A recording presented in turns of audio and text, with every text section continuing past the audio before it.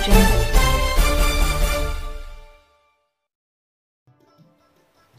بدرانه څوک بسپک را پسې وایي څوک بدرانه څوک بسپک را پسې وایي زه رحمان په درنو درون او په سپکو سپک یم. بسم الله الرحمن الرحیم. ټولو مینوالو ته سلامونه، نیکې هیلې او احترامات وړاندې کوم په دې هیله سره چې روغ جوړ او خوشحاله به یې.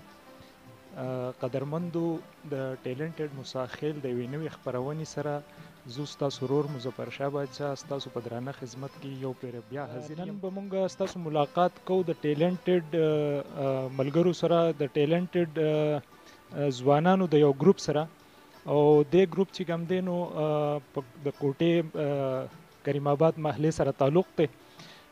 ملګرو د دې ګروپ نوم نه تاسو ډېر ښه واقف یئ، خیګړه پلاهي تنظیم. ملګرو ډېر ټیلنټډ کسان دي، د کلي او د محلې لپاره د دوی ډېر خدمات دي. نن به موږ د دوی د دغه خدماتو نه، د دوی د دغه جذبو نه پرده اوچتو او تاسو ته به شو کوو چې څومره کار او څومره خدمت دوی کړی دی. نو د دې لپاره په دې ټایم کې ناست یو د خیګړې پلاهي تنظیم د چیرمن اجاز حسین سره. نو د دنه د تنظیم په اړه باندې پوښتنې کوو چې دا تنظیم څنګه په وجود کې راغی او د دې څه مقصد دی، د څه دپاره دا ټولګی راغونډ شوی دی د دې دومره ټیلنټډ هلکانو د کریم آباد. نو د اجاز حسین نه په دې اړه باندې تپوسونه کوو. وروره دا راته ووایه چې دا تنظیم دا سوچ دا فکر څنګه پیدا شو او څنګه جوړ شوی دی دا تنظیم؟ په دې هکله راته یو څو خبرې وکړئ. بسم الله الرحمن الرحیم. ټول ناول خو تاسو ډېره زیاته شکریا چې تاسو زموږ خواله راغلی او د دې تنظیم باره کې معلومات. به زه دا ووایم چې دا سوچ تقریبا 13-14 سال مخکې ما د خپلو ملګرو سره ډسکس کړی و. چونکې هغه وخت کې دا چا سیریس وانغستو، هر چا وی چې یاره یا خو ستا مازغه ډېر دی یا وزګار یې. نو بیا کله چې ما په دې لایف کې چینج راغی، کله ما دا ګیرم پرېښوده، زما 5 وخته مونځ شروع شو، نو دې سره دا سوچ بیا یو ځل ماله راغی چې یاره په دې معاشره کې د هر سړي یو پکار دی چې یو مثبت کردار ادا کړي.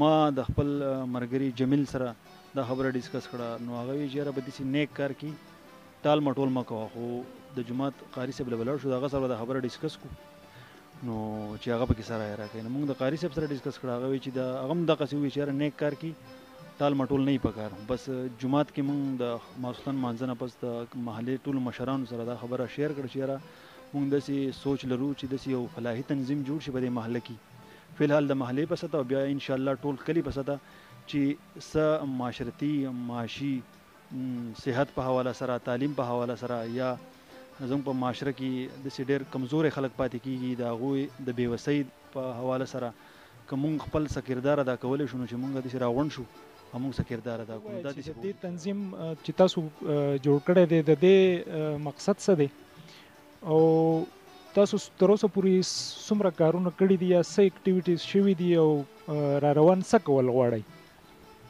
اول به زه د دې د مقصد د حوالې سره خبر وکړم چې د دې مقصد دا و چې په معاشره کې چې کومه غریبه طبقه ده یا بېوسه طبقه ده چې هغوی ته په څه نه څه شکل کې امداد یا د هغوی سره ښېګړه وکړي شي. چې دا کار د خیر ښېګړې دی نو موږ به کار د صفایۍ نه د سټارټ والو. نو موږ د محلې چې څومره نالۍ وې او ډیرانونه وو موږ د هغې نه سټارټ واخیستو. نالۍ یې ټولې پاکې کړې، د محلې 3 غالبا 4-5 کوڅې دي، د هغې ټولې نالۍ. بیا چې کوم بې ځایه ډیرانونه وو هغه یې صفا کړل. د دې کې زموږ سره د محلې د مشرانو هم ډېر سپورټ وو، ټي ایم او صاحب نو هم د هغه هم ډېر سپورټ وو زموږ سره. موږ چې کله ډیران په حواله سره د هغوی نه غوښتنه کړې هغو ټیم را لېږلی دی او نو موږ سټارټ د صفایۍ نه واغستو. بیا د هغې نه پس موږ فري میډیکل کیمپ ارینج کړو چې دا د خپل نوعیت یو ډېر عجیبه غوندې میډیکل کیمپ و چې په دې کې 1200 او پی ډي مونږ کړې وه. اولنی میډیکل کیمپ چې 1200 او پی ډي کړې وه او 1200 پیشنټس ته فري ټریټمنټ، ټول سپیشلیست ډاکټرانو، د هغې کې د سکین و، کارډیالوجي و، د چیسټ سپیشلیسټ و، مختلف شعبو نه سپیشلیسټ راغلي وو. د هغې به زه دا ووایم چې د هغې کمال دا و چې یو خو ټریټمنټ فري و، یو 1200 پیشنټس ته مونږ فري میډیسنز ورکړل او میډیکل ټیسټ چې څومره لیب ټیسټ و هغه ټول فري و.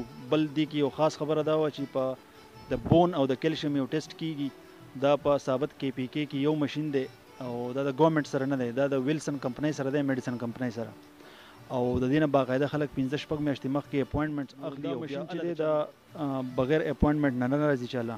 نو هغه موږ د ایم پی اے په مدد سره هغه ماشین موږ ته پرووایډ کړی شو او د هغې یو ټیسټ چې دی د بون کیلشیم ټیسټ په 2500 روپۍ کېږي او 1200 پیشنټس ته موږ هغه ټیسټ فری ورکو.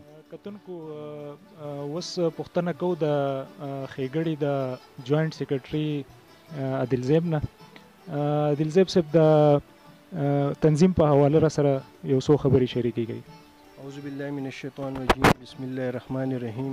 د ټولو ناول خو زه تاسو شکریا ادا کوم چې تاسو رالی او زمونږ د ښېګړې فلاحي تنظیم زمونږ د ملګرو چې کم میشن او کم هر څه چې دي هغه تاسو د قام ولس ته په یو ښه طریقه باندې ور وړاندې کوئ چې هغوی دا ویني او د دې نه یو میسج هغوی واخلي او داسې اکټیویټیز زویمه چې په هر کور، په هر کلي، په هر یو محلي کې داسې اکټیویټیز دا هر څه شروع شي، نو لکه دا یو ډېره ښکلي او ښه خبره ده.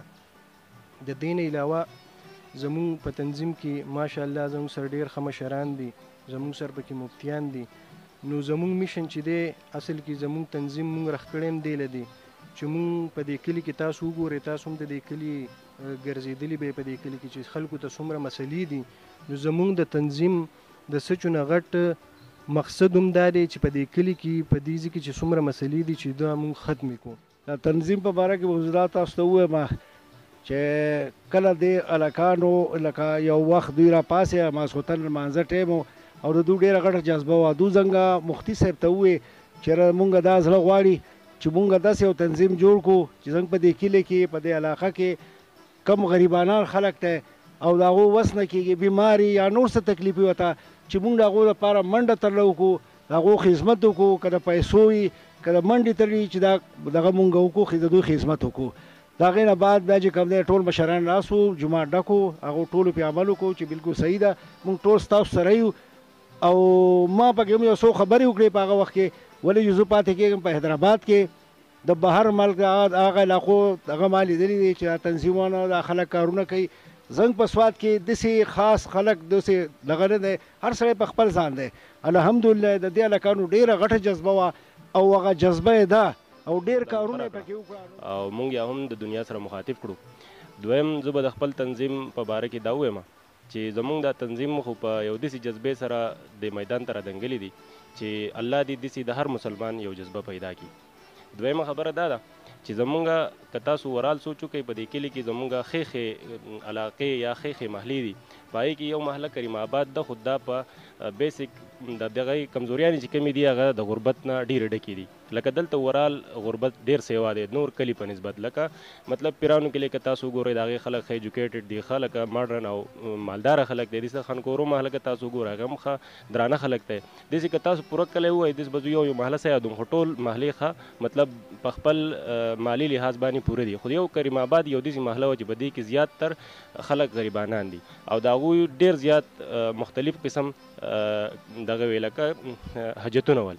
نو زمونږ د اجاز صاحب دا ښه ایم انګلیش کړی یا زمونږ د انجینیر صاحب یا زمونږ بل سلطان زیب صاحب ښه ایجوکیټډ کسان دي د دنیاوي تعلیم په لحاظ سره. او د دې نه علاوه زمونږ سره لکه د علمي تعلیم په لحاظ سره قاري صاحب او یا د جماعت مولوي صاحب مفتیان دي که نه، لکه دوی زمونږ بریفینګ کوي لکه د دنیا په لیول یا دا هم تعلیم یافته کسان دي. ما په خپل هم BBA کړی دی او د دین په لحاظ سره هغه کسان هم ښه قاریان او مفتیان دي. نو زمونږ یو ښه طریقې سره رهنمایي لاول په خپله کېږي، بیا په هغې طریقې سره مونږ داسې وایو چې زمونږ دا محله د هر قسم ګندګۍ نه یا زه به څه فضول الفاظ استعمالوم په دې ټیم کې، خو لکه مطلب یا چرس شو یا پوډر شو یا داسې څه نور غلط کارونه شو چې د هغې نه زمونږ کشران مونږ په خپله یا نور خلک هم منع کړو. بل زمونږ د دې ښېګړې فلاحي مین مقصد دا دی چې ښېګړه خو زمونږ هسې د دې تنظیم یو نوم دی، خو مونږ وایو چې د دې خلکو که مونږ د اتفاق جذبه رایخه کړو. د تنظیم په حواله سره خو به زه تاسو ته دا خبر وکړم چې نن سبا د سکولونو په ما او چیرمین صاحب او صدر صاحب او جوائنټ سیکرټري مونږ د سکولونو وزټ کړی و. د سکولونو په حواله باندې سکولونو کې چې کم یتیمانان واړه دي نو مونږ چې دوی دپاره سب کوشش وکړو، سب دوی سره مرسته وکړو، نو هغو ته څه کتابونه پرې ورکړو چې یار دوی په سکول کې یتیمانان ماشومان سپورټ کول وي، که د خیر ښېګړې کارونه لکه د لارو کوڅو صفایانې د هیلث په حواله سره د پری میډیکل کیمپ قیام او داسې نور ګڼ شمېر کارونه د تنظیم په خپل سر باندې اخیستي دي او کوشش کوي چې څومره بېوسه غریبه طبقه ده د هغوی هر قسمه امداد کول. هیله لرم چې تاسو به دا پروګرام خوښ کړی وي او کوشش به کوئ چې همدغه شان د دې ځوانانو په شان په خپلو علاقو کې په خپلو محلو کې هم داسې یو تنظیم جوړ کړئ. د ټیلنټډ موساخیل د یوې نوې خپرونې پورې خپل کوربه مظفر شاه باچا له اجازت ورکوي. د لوی الله په امان.